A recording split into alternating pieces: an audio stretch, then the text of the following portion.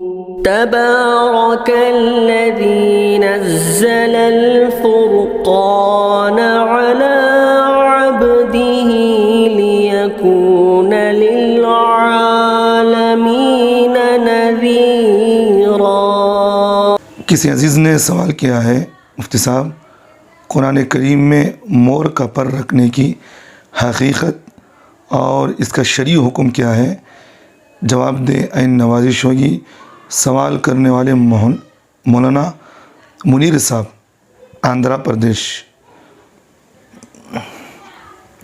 دیکھیے منیر صاحب، قدیم زمانے سے ایک رواج چلا آ رہا ہے، قرآن کریم کے اندر مور کا پر رکھا جاتا ہے۔ جب ہم نے اس کی تحقیق کیا، میں خود اس کی تحقیق کیا، تو اس میں دو باتیں ہمارے سامنے آئی۔ پہلی بات یہ ہے کہ ہم اس لیے قرآن مجید کے اندر مور کا پر رکھتے ہیں تاکہ اس کے اندر ایک خوبصورت اور ایک خوشنما ایک زینت نظر آئے۔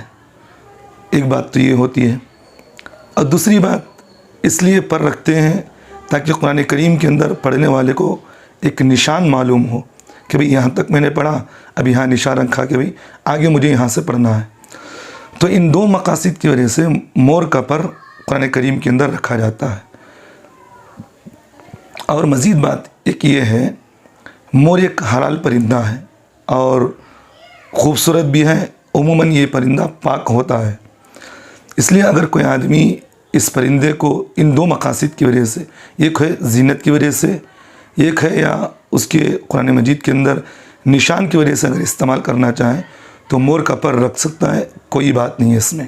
اگر اس کے علاوہ کوئی غلط نظریات ہیں کہ بھئی اس طرح پر رکھنے سے تکلیفیں اگر دور ہوتی ہوں، یا اگر مور کا پر غلیظ ہے، اس بات کا اسے یقین ہے اور اسے معلوم بھی ہے کہ پر جو وہ غلیظ ہے، اگر اس طرح کے مقاصد ہیں، نظریات بھی اگر غلط ہیں، تو اس وقت رکھنے کی شرعاً اس کو اجازت نہیں ہے، نہیں رکھ سکتا اس وقت۔